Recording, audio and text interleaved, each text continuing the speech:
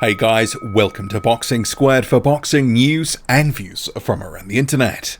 The juggernaut Joe Joyce has decisioned Bryant Jennings over 12 rounds. Scorecards 118, 109, 117, 110, 115, 112. I had it much closer than the judges. I thought it was a highly competitive fight.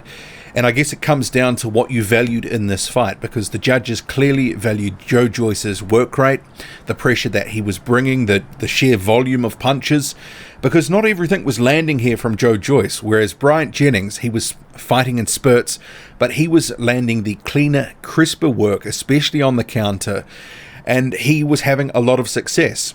The scorecards, they would indicate this was a one-sided and dominant performance by Joe Joyce, and it was anything but. Highly competitive fight, and Joe Joyce was never really dominating, but he put on a good performance. He did what Joe Joyce does. He was the juggernaut. He kept coming, and he rebounded well from being hurt, visibly hurt, in the first round, and that may have been a lost opportunity for Bryant Jennings.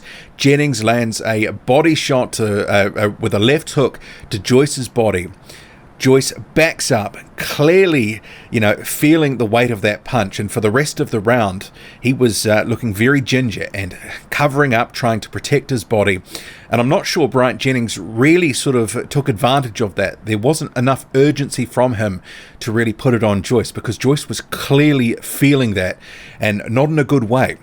I thought that Jennings could have gone to the body more. He was still looking for the body shot in that round, but there was no urgency there from him.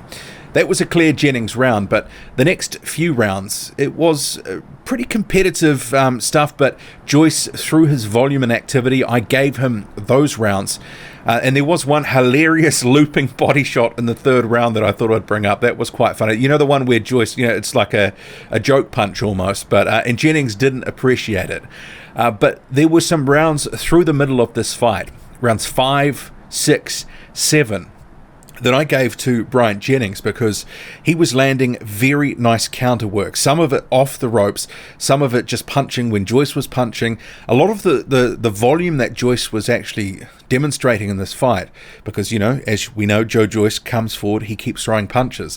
A lot of cuffing shots, not a lot of clean landed heavy punches. It was kind of Jennings was blocking a lot of punches, and so I didn't really sort of score these rounds for Joyce, because he wasn't having nearly as much success as he was having in rounds sort of 3 and 4.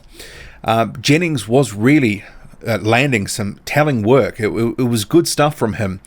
The pace sort of dropped off a little bit from about round 6 onwards, and that sort of suited Jennings, because Joyce wasn't coming forward with as much verve and vigor. But Joyce did sort of have a bit of a second wind later in this fight. He was actually warned for pushing with the shoulder in the 9th round, where there was some good action. Joyce was looking a little fatigued, but he was about to come into sort of a second win through the 10th to the 12th round, where he sort of picked his activity back up. And crucially, I thought on my card, when Bryant Jennings in the 10th round was deducted a point for a low blow, I thought actually that could be very pivotal on the cards, but clearly it wasn't. The judges had it way wider, but it was a tale of sort of missed opportunities, because Jennings thought after the end of the 12th round that he had that. He thought he'd won that fight. He definitely landed the cleaner work, but it wasn't enough. Clearly he wasn't working enough, and he didn't do a couple of things I thought he would do in this fight. He wasn't utilizing movement much after about the 1st or 2nd round. He was content to shell up, absorb punishment, and Joe Joyce was more than willing to deliver that punishment, looking to batter Bryant Jennings. Jennings shelling up and taking most of it on the gloves or on the arms, that sort of thing. I thought Jennings would utilize movement a bit more, utilize angles. He was countering really well in this fight, but it was not enough, obviously. He landed the better and more eye-catching work overall, but Joe Joyce moves on. The juggernaut steamrolls Bryant Jennings to a lopsided points decision, although it was a very competitive fight. I had it actually on my card 6 rounds apiece, minus the point deduction for Bryant Jennings, so that would give Joyce the win by 1 point on my card.